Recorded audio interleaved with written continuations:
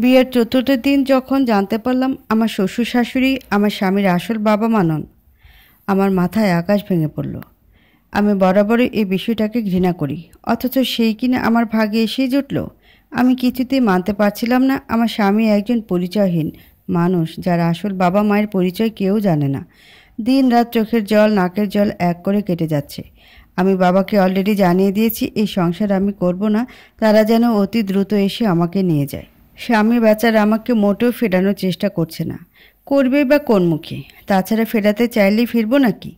এটা আমার মান সম্মানের ব্যাপার। সোসাইটির লোকজন, বন্ধু বান্ধব, আত্মীয় পরিজন জানতে চাইলে আমার মুখ কোথায় থাকবে তখন? না, কিছুতেই থাকবো না এই লোকটার সাথে। আমাদের এভাবে ঠকানোর উপযুক্ত শাস্তি পেতে হবে। প্রয়োজনে মানহানি ও প্রতারণা মর্মে মামলাও ঠুকে দেব। এগুলো ভাবছি আর শাড়ির এক কোণা দিয়ে নাক চোখ মুছে যাচ্ছি। খাটের কোণায় বসে দেয়ালের দিকে হেলান দিয়ে কাঁদতে কাঁদতে আমার পিঠ ব্যথা করছে।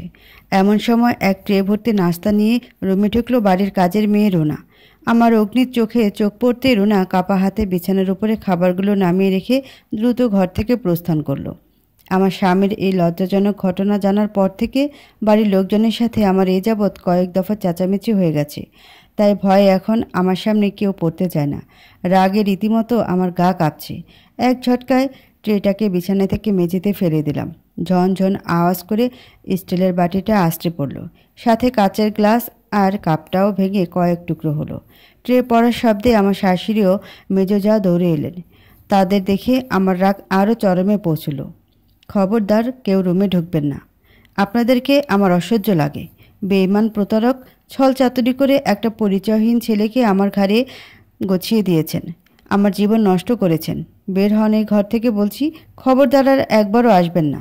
দুজনকে ধাক্কা দিয়ে বাইরে সরিয়ে ঝপাত করে রুমের দরজাটা লাগিয়ে দিলাম। ওপাশ থেকে শাশুড়ি দরজা ধাক্কাচ্ছেন, যা ডাকছেন। আমি কর্ণপাত করছি না। সায়নী মা, দরজা খোলো মা। এমন করো না। চুপ করুন। আপনি আমার নাম ধরে ডাকবেন না, চলে যান এখান থেকে।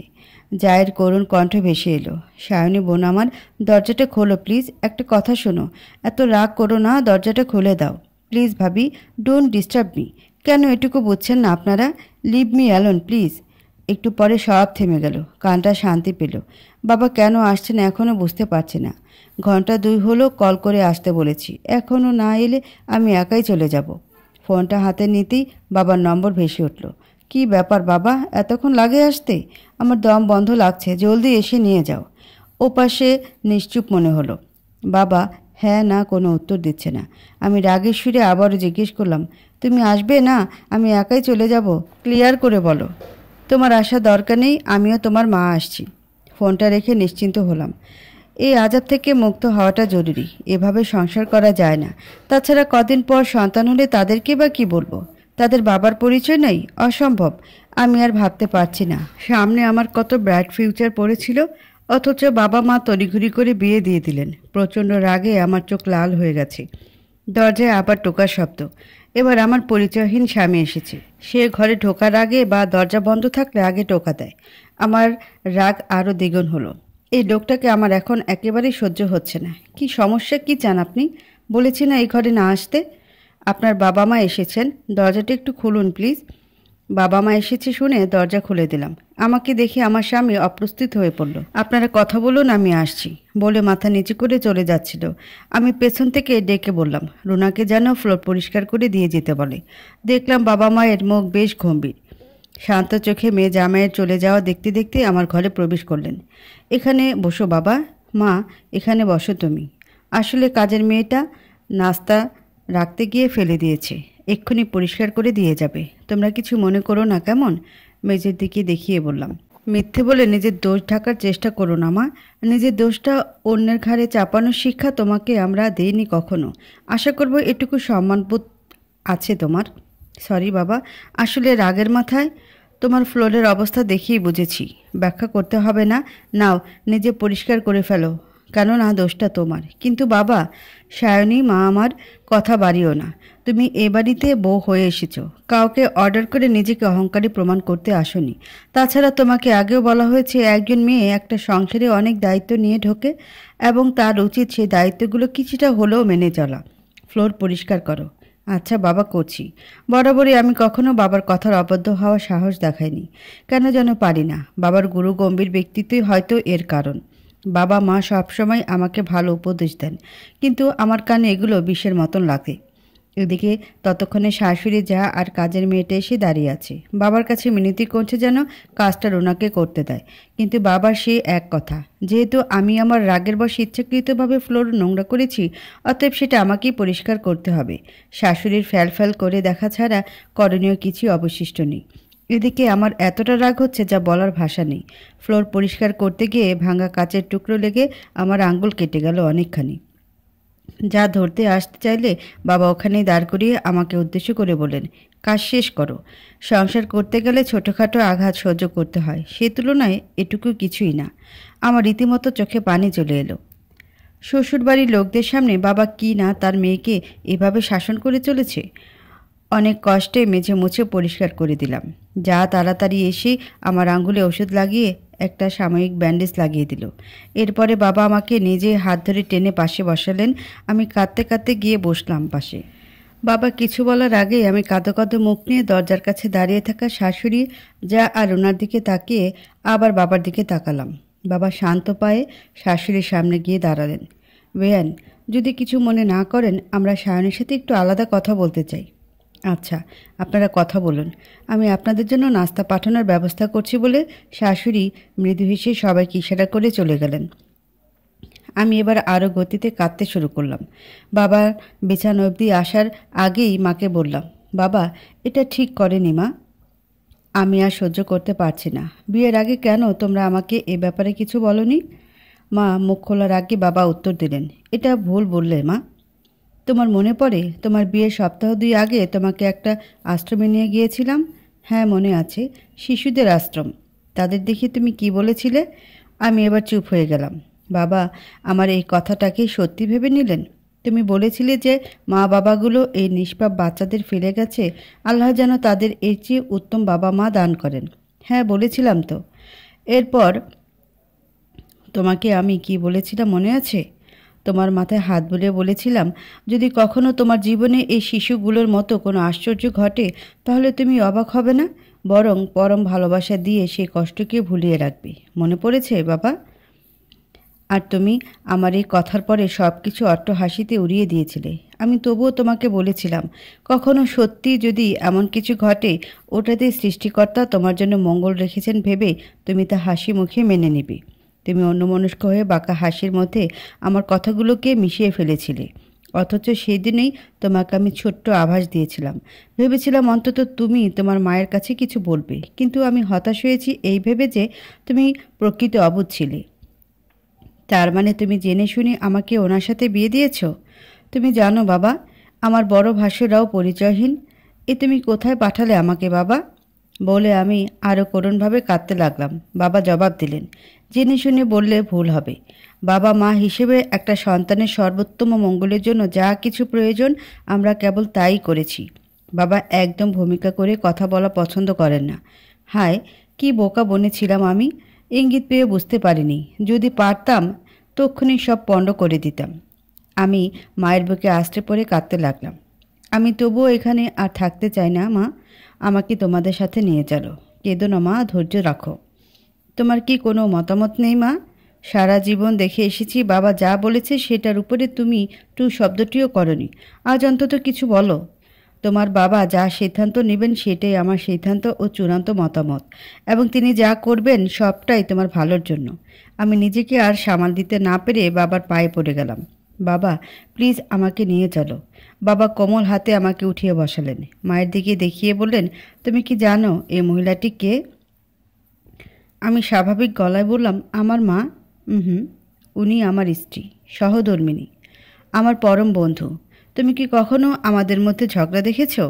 আমি মাথা নাড়ালাম, কেননা বাবা মায়ের মধ্যে একে অন্যের প্রতি প্রচণ্ড আত্মবিশ্বাস ও অটুট ভালোবাসা আমাকে মুগ্ধ করত। এই মানুষটারও বাবা মা ছিল না। একদম ছোটবেলায় তিনি মাতৃ ও পিতৃহারা হন। বড় হয়েছিল দূর সম্পর্কীয় এক অনাত্মীয়ের কাছে। তোমার দাদা তোমার মায়ের অভিভাবক না থাকায় আমার পছন্দকে নাকচ করে দেন। তবু আজ পর্যন্ত আমি তার হাত ছাড়ার কথা কখনোই ভাবিনি। কারণ আমি এই মানুষটাকে ভালোবাসি, কেননা তার জন্ম পরিচয় আমার কাছে মুখ্য নয়। শোনো মা, একটা কথা বলি তোমাকে। জীবনটা হলো নদীর মতো।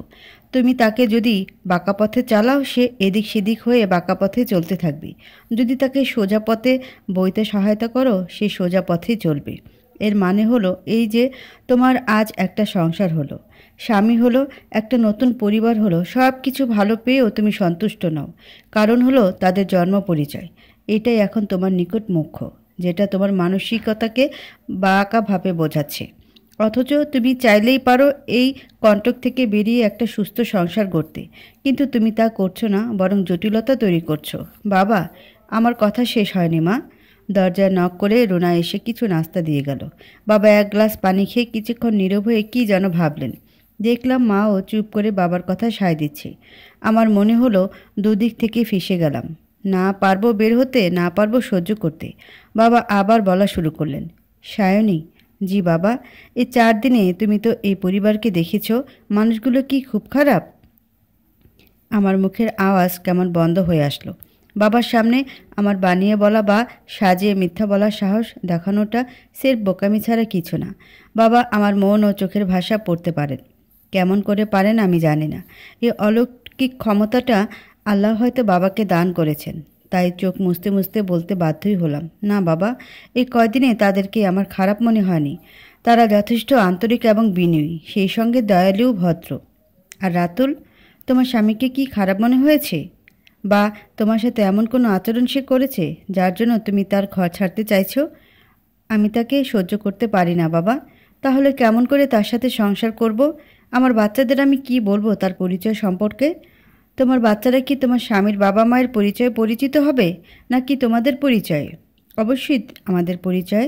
তাহলে জন্ম পরিচয় নিয়ে কেন এত টানাহেঁচড়া করছো? অপরাধটি কি রাতুলের? আমি কি বলবো বুঝতে পারছি না। বাবার কথার প্যাচে আমি সবসময় আটকে যাই।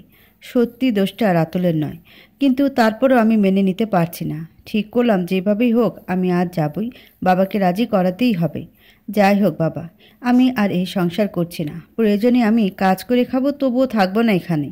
খেয়াল করলাম বাবা হাসছেন। আমি অবাক হলাম। বাবা উঠে দাঁড়ালেন, সঙ্গে মাও। ভেবেছিলাম বাবা সম্মতি দিয়েছেন, কিন্তু আমাকে বিস্মিত করে আমার কপালে একটা চুমু দিলেন এবং বললেন, সায়নী মা, তোমাকে তোমার স্বামীর ঘরে পাঠানো থেকে আজ এখানে আসার আগ মুহূর্ত পর্যন্ত আমার বুকের মধ্যে একটা ব্যথা ছিল, এখন সেটা নেই। আমি জানি তুমি পারবে, কেননা তুমি মা, তুমি স্ত্রী, তুমি একটা আস্ত জান্নাত। এই সংসার তোমার আমানত। তোমার স্বামী তোমার জীবনের সবচেয়ে গুরুত্বপূর্ণ একজন ব্যক্তি। তাকে কখনো অসম্মান করো না। এই সংসারের মানুষগুলোকে ভালোবাসবে, কখনো তাদের মনে কষ্ট দিবে না। চরম রাগের সময়ও ধৈর্য রাখবে। ধৈর্যের ফল কখনো তেতো হয় না। আজ আমাকেও তোমার মাকে তুমি ভুল বুঝছো, কিন্তু একদিন তুমি ঠিকই বুঝবে। আমরা তোমার জন্য সঠিক সিদ্ধান্তটাই নিয়েছিলাম। তোমার হাসিমুখ আমাদের অন্তরকে শীতল করবে। আজকের কথাগুলো তুমি প্লিজ ভুলে যেও না। হাসির আড়ালে উড়িয়ে দিও না। একদিন এগুলোই তোমার মনকে নরম করবে। আর অবশ্যই নিয়মিত আল্লাহর নিকট মনের সংকীর্ণতা থেকে নাজাত প্রার্থনা করবে। আমি অনেক কাকুতি মিনতি করেও বাবার সঙ্গে যেতে পারলাম না। বাবা আমাকে নেয়নি। আমার ধীরে ধীরে কেমন দম আটকে যেতে চাইছি। জানি না কিভাবে এখানে বেঁচে থাকবো। মেহমানদারি শেষে বাবা মা চলে যাচ্ছিলেন। যাওয়ার আগে মা কাছে ডেকে বললেন, মা, অনেক ত্যাগের পর তোমাকে আমরা এই সংসারে পাঠিয়েছি। কখনো নিজেকে বিদ্বেষী করে তুলবে না। তোমার স্বামীকে সম্মান করবে। এই পরিবারের মানুষগুলোকে কষ্ট দিবে না। খেয়াল রাখবে তোমার কারণে যেন কারো ভেতর থেকে দীর্ঘশ্বাস না আসে। মা, বাবা হারাদের দীর্ঘশ্বাস বড্ড কষ্ট থেকে আসে।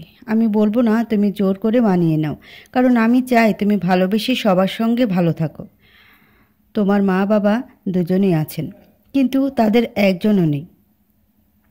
অন্তত এটুকু ভেবে হলেও কখনো তাদের সাথে রুট ব্যবহার করবে না। সবাইকে ভালোবাসবে। তোমার স্বামী যাদেরকে বাবা মা জানেন, তুমিও তাদেরকে বাবা মা জানবে এবং তাদের প্রতি বিনয়ী থাকবে ও শ্রদ্ধা করবে। যদি কখনো মনে করো তুমি অকৃতজ্ঞ হবে, তাহলে অবচেতন মনেও তোমার বাবা মায়ের দরজায় দাঁড়ানোর কথা ভাববে না। তোমাকে দেয়া আমাদের শিক্ষার ক্ষুদ্র মর্যাদাটুকু দিও। আমি জানি তুমি বুদ্ধিমতী মেয়ে, নিজের বুদ্ধি দিয়ে সংসারকে সাজিয়ে তুলবে, কখনো অন্যের কষ্টের কারণ হবে না। বাবা মা গাড়িতে উঠে বসলেন।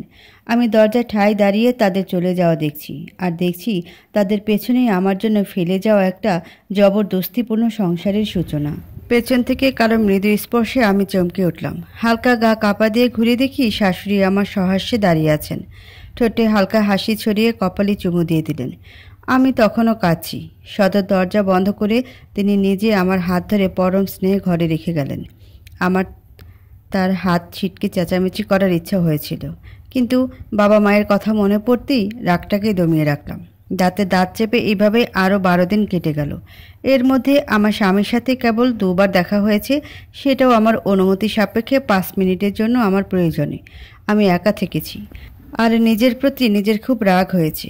কেন আমি আগে এসব জানলাম না ভেবে। এই কয়েকদিনে আমার প্রতি কারও কোনো অবহেলা দেখিনি। আমার শাশুড়ি যতটা সম্ভব আমার কাছাকাছি থাকার চেষ্টা করেছেন। আমার যে একটু পরপরই এসে আমার কিছু লাগবে কিনা জিজ্ঞেস করে যান। আমার বিরক্ত লাগলেও বাবা মায়ের কথা মনে পড়তেই সব চুপসে যায়। এক বিকেলে বড় জায়ের মেয়েটা এসে আমার কাছে একটা কটন বার চাইলো। বললাম আমার কাছে নেই, যাও এখন, আমাকে একা থাকতে দাও। সোমায়া মন খারাপ করে চলে যাচ্ছিল। হঠাৎ মায়ের কথাটা মনে পড়ে গেল। আমি যেন কারো কষ্টের কারণ না হই।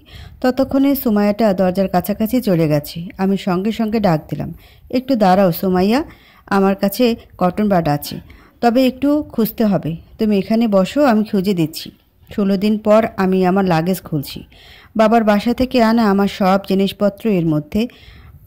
কত ধুলো জমেছে এই কয়দিনে। একটু ঝেড়ে লাগেজটা খুললাম। এদিক সেদিক হাতড়ে কটন বাডের প্যাকেট পেয়ে গেলাম। কান খোঁচানোর একটা বাজে অভ্যাস থাকায় আমার কাছে সবসময় কটন বাড রাখতে হয়। প্যাকেটটা নিয়ে সরে দাঁড়াতে গিয়ে একটা ছোট মোচড়ানো খামের ওপর চোখ আটকে গেল। হাতে নিয়ে দেখলাম বাবার দেয়া চিরকুট। ঠিক চিরকুট না, চিঠিও বলা যায়। সোমায়ের হাতে কয়েকটা কটন বাড ধরিয়ে দিয়ে ওর সাথে বাজে আচরণের জন্য সরি বললাম। সোমায়া 5ম শ্রেণী পড়ু, আমি অনেক কিছু বোঝে।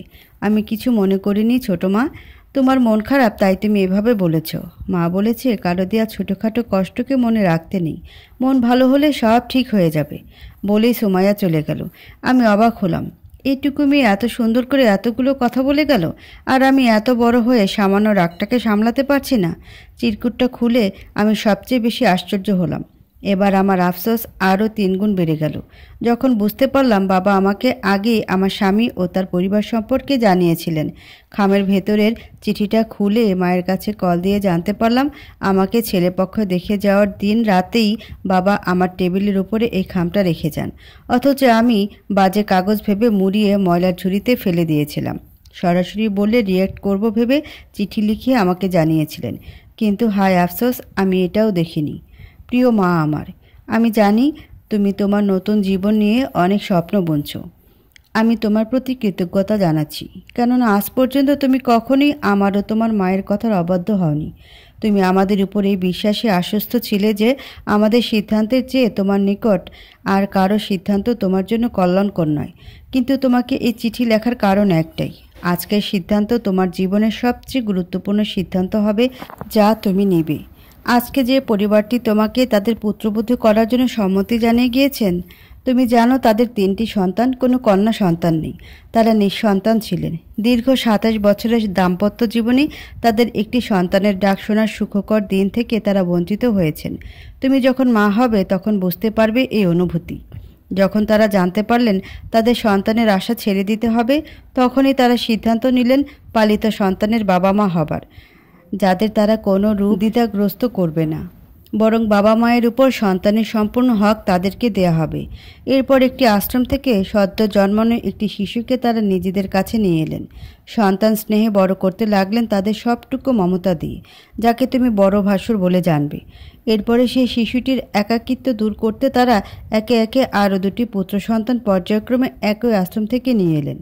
সবচেয়ে ছোট শিশুটিকে আজ তোমার হবু বর হিসেবে আমরা পছন্দ করেছি। আমার জানা মতে তারা অত্যন্ত ভালো মানুষদের মধ্যে অন্যতম। আমি জানি তুমি একজন ভালো মনের মেয়ে। এই বিষয়টাকে তুমি খারাপভাবে নেবে না, কেননা এতে তাদের কোনো দোষ নেই। আল্লাহ তাদের ভাগ্যকে এভাবেই লিখেছেন।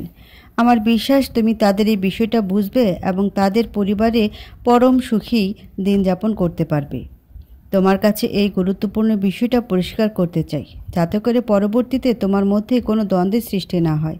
আশা করব তুমি আমাদের উপর এটুকু আস্থা রাখতে সক্ষম হবে।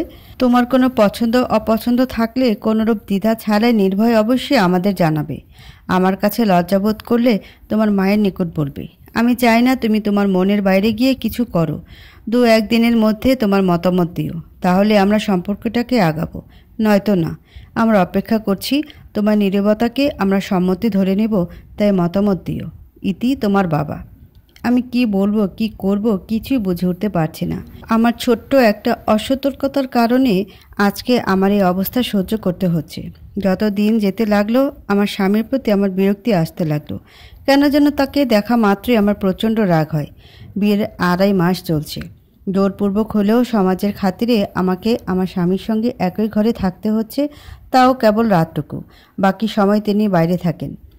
আমার যাতে সমস্যা না হয় এর জন্য তিনি যা কিছু দরকার প্রায় সবই করেছেন। এমনকি আমার ইচ্ছানুযায়ী কথা বলাটাও বন্ধ, কেবল অতি প্রয়োজন ছাড়া। বাড়ির বিভিন্ন কাজকর্মের ফাঁকে তাকে আমি কখনো বারান্দায় বসে পেপার পড়তে দেখি, নয়তো বাগানে বাচ্চাদের সাথে খেলতে দেখি। দিনের যেটুকু সময় তিনি বাড়িতে থাকেন এইটুকুই তার কাজ। আমার যখন একটু একটু তার প্রতি ভালো লাগা কাজ করতে শুরু করে, তখনই ওই বিষয়টা মনে হলে আমার সকল ভালো লাগা উবে যায়। মানুষটা মোটামুটি ভালোই। আমার ছোটোখাটো ভালো মন্দের দিকে তিনি খেয়াল রাখার চেষ্টা করেন। ধীরে ধীরে বাড়ির মানুষগুলোর সাথে আমি সহজ হতে শুরু করেছি। প্রতিটি ক্ষেত্রে আমার বাবা মায়ের কথাগুলো মনে করে চলি। শ্বশুরবাড়ির সম্পর্কে আমার ধারণাকে সম্পূর্ণ ভুল প্রমাণিত করেছে এই মানুষগুলো। মানুষের যতটা ভালো হওয়া উচিত, এরা প্রত্যেকেই তার থেকেও ভালো মনের মানুষ। আমার বিয়ের সময় কয়েকজন প্রতিবেশীর কাছে আমার শ্বশুরবাড়ির লোকদের সম্পর্কে জানতে পেরেছিলাম, আর এখন সেই প্রতিবেশীরাই আমার সামনে তাদেরকে নিয়ে শব্দ করাও সাহস দেখায় না। প্রায় 2 বছর পর সব কিছু মোটামুটি স্বাভাবিক হবার পরও আমার মাঝে মাঝে মনের মধ্যে কেমন যেন খুঁতখুত করে। বাবা মাঝে মাঝে আমার খোঁজ নিতে আসেন। তিনি আসলে আমার স্বামীর সাথে মিল দেখে খুশি হন। আমার শ্বশুর মানুষটাও আমার বাবার মতো ব্যক্তিত্ব সম্পন্ন লোক। যতটুকু বলবেন স্ট্রেট কাট, কোনো ভনিতা করা তিনি পছন্দ করেন না। শ্বশুর ও শাশুড়িকে দেখে কেউ বলতেই পারবে না যে আমার ভাসুরা ও আমার স্বামী তাদের নিজেদের সন্তান নয়। তেমনি আমার স্বামী ও তার ভাইয়েরা আমার শ্বশুর শাশুড়ির প্রতি বাবা মায়ের মতো ভক্তি, শ্রদ্ধা, বিনয়, সম্মান, এমনকি কর্তব্য দায়িত্বের এতটুকু ফাঁকফোকর রাখেননি। যেন এরাই একে অপরের রক্তের সম্পর্কের আত্মীয়। আর আমি যতই তাদের সম্পর্কের গভীরতা খুঁজি, ততই নিজেকে অজ্ঞ মনে হয়। যেন 1000 বছরের সম্পর্কের মায়াজালে এরা প্রত্যেকেই জড়িয়ে আছে। সেখানে আমি নেহাত তুচ্ছ ও নগণ্য একজন মানুষ। দরজায় টোকার আওয়াজ পেয়ে ঠিকঠাক হয়ে বসলাম। আমার স্বামী এসেছেন। অনেকদিন পরে মনটা কেমন ভার ভার লাগছে। পুরানো কথাগুলো ভাবছিলাম এই মানুষটাকে কত কষ্টে না রেখেছি আমি, অথচ একটি অভিযোগও নেই আমার প্রতি। দরজাটা খুলবেন? কোনো মতে বিছানা থেকে নেমে দরজা খুলে দিলাম। তিনি ঘরে ঢুকে একটা প্যাকেট ধরিয়ে দিলেন। ওনার কাছ থেকে পাওয়া আমার জন্য একটি ছোট্ট উপহার। কি আছে এতে? খুলে দেখুন, আশা করি অপছন্দ হবে না। প্যাকেট খুলে দেখলাম এতে একটি পকেট কোরআন শরীফ ও একটি তসবিহ রয়েছে, সঙ্গে একটি অপূর্ব জায়নামাজ।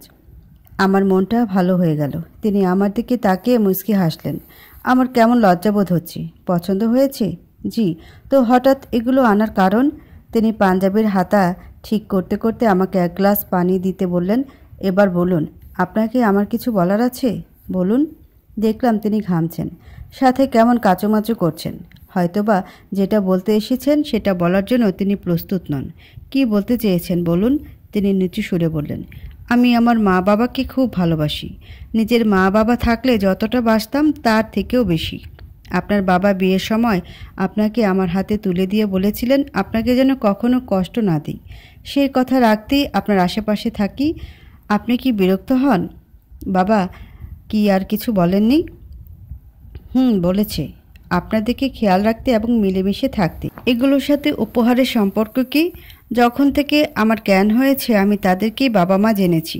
মাঝে মাঝে এখনও প্রতিবেশীরা নানা কথা বলে খোঁটা দেয়, আমার কষ্ট হয়। আচ্ছা, আপনি তো বুদ্ধিমতী, আপনিই বলুন, আমার আসল বাবা মা আমাকে ফেলে গেছে, এটা কি আমার অপরাধ?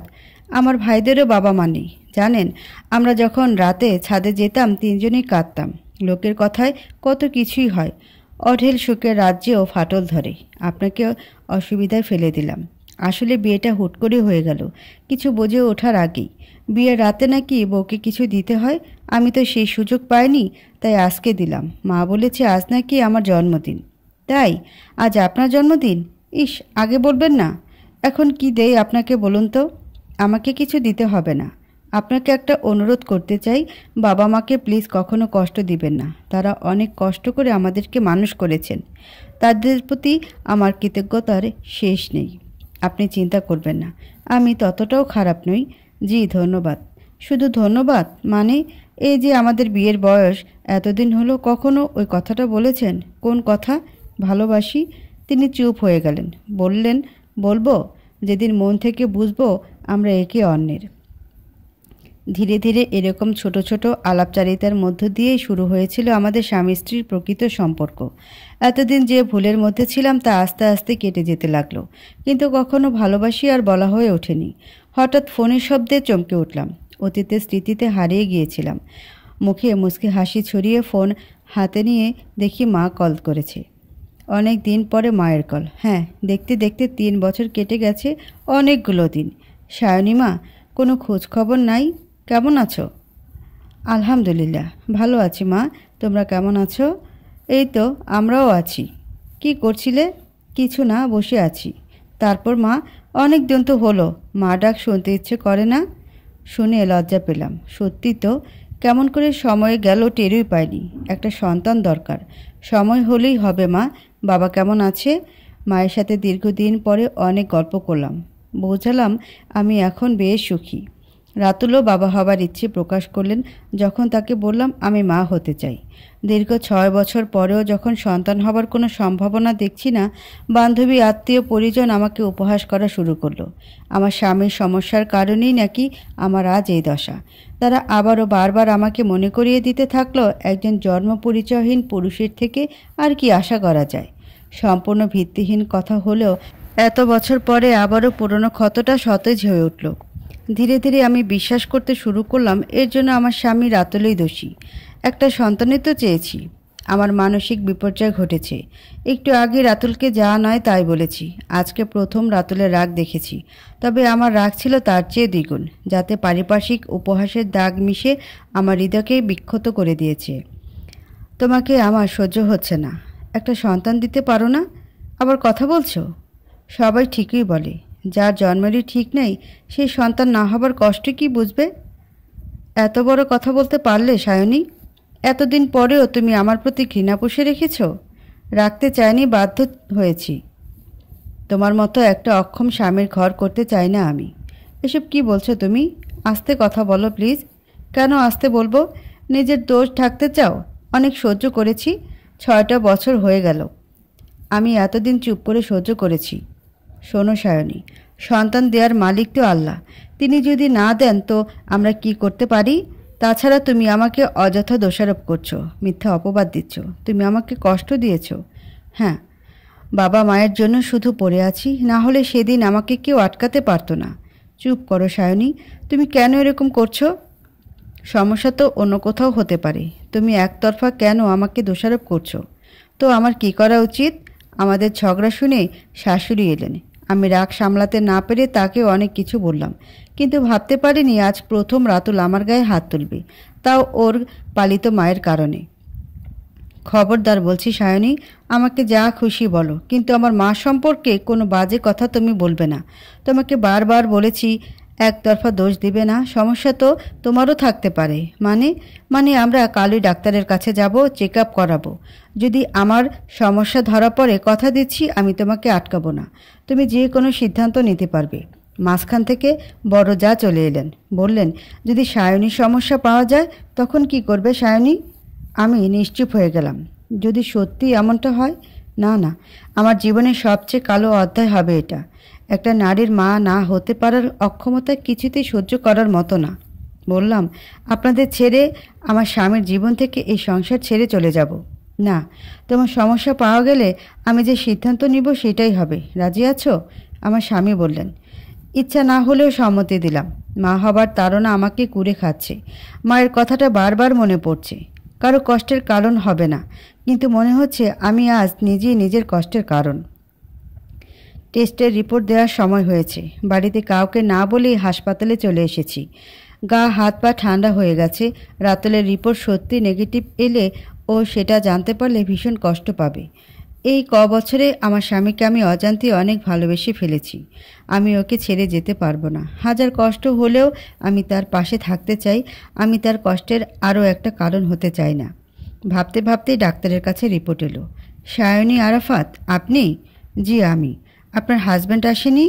আসলে উনি একটা কাজে আটকে গেছেন, তাই আমাকে আসতে হলো। দীর্ঘদিন বাচ্চা না হওয়ার কি সমস্যা জানার জন্য আপনারা একটা টেস্ট করতে দিয়েছিলেন। জি স্যার, কি এসেছে রিপোর্টে? আমি আপনার হাজব্যান্ডের সাথে একটু কথা বলতে চাই। আমাকে বলুন স্যার, একই তো কথা। যেহেতু একই টেস্ট, রিপোর্টে যা এসেছে সেটা জানলে হয়তো আপনি সহ্য করতে পারবেন না। আমি সব ধরনের খবর শোনার জন্য প্রস্তুত, প্লিজ বলুন। আমার গলা শুকিয়ে যাচ্ছে। ডাক্তার অকারণেই ভনিতা করছে। আমার ভালো লাগছে না। হঠাৎ মনে হলো আমার পায়ের নিচ থেকে মাটি সরে যাচ্ছে। যখন ডাক্তার বললেন, সায়নী, সমস্যাটা আসলে আপনার স্বামীর নয়, সমস্যাটা আপনার। আপনার স্বামীর সব রিপোর্ট পজিটিভ, কিন্তু আপনারটা নেগেটিভ।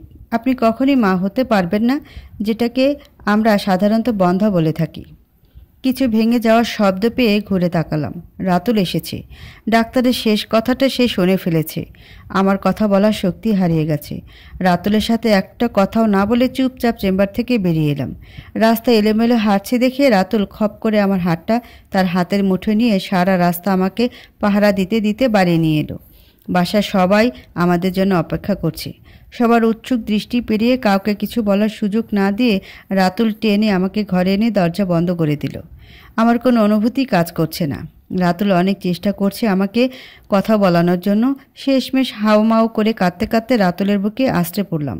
এটা তো হবার কথা ছিল না, তবু কেন হলো? রাতুল সান্ত্বনার পর সান্ত্বনা দিয়েই যাচ্ছে। এটাতে তো তোমার হাত নেই সায়নী। আল্লাহ চেয়েছেন আমাদের কোল শূন্য রাখতে, তাই আমরা এ নেয়ামত পাবো না, যেমনটা পাইনি আমার জন্মদাতা ও জন্মদাত্রীকে। আমি রাতুলের বুক থেকে মাথা তুলে ওর দিকে তাকালাম। এই প্রথম ওকে কাঁদতে দেখছি।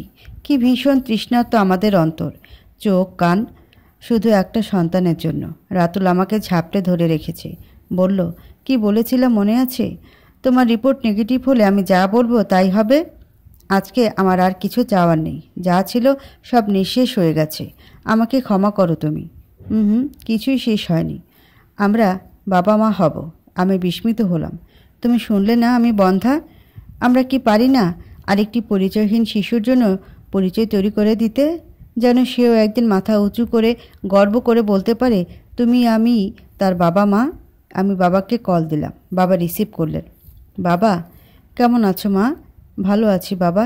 তোমাদের সিদ্ধান্ত ভুল ছিল না বাবা। আজ বুঝতে পেরেছি সন্তানহারা বাবা মায়ের কষ্ট কতটা তীব্র হয়। এত বছর পরে আমি আমার ভুলগুলো বুঝতে পেরেছি। যদি কেউ পৃথিবীর সবচেয়ে সুখী মানুষকে জানতে চায়, তাহলে আজ আমার বলতে দ্বিধা নেই, আমি সেই সৌভাগ্যবতী। বাবা, তোমাকে অনেক ধন্যবাদ আমাকে পথ দেখানোর জন্য। বাবা পাগলি বলে একটা অট্টহাসি দিলেন। আমি চাই এই অট্টহাসির সাথে মিশে একাকার হোক আমার ফেলে আসায় বিষণ্ণতা, যেন আর ফিরে না আসে হাসির আড়ালে উড়ে যাওয়া ভুলগুলো। ফোন রেখে আবারও রাতুলের বুকে মুখ লুকালাম। দুজনেই হাসি মুখে কেঁদেই চলেছি। আরও শক্ত করে আমার স্বামীকে জড়িয়ে ধরলাম। দরজার ওপাশে সবাই ডাকছে, তাদেরকেও তো জানাতে হবে। আরও একজন আগন্তুক আসতে চলেছে এই সংসারে, সুখগুলো ভাগ করতে হবে না?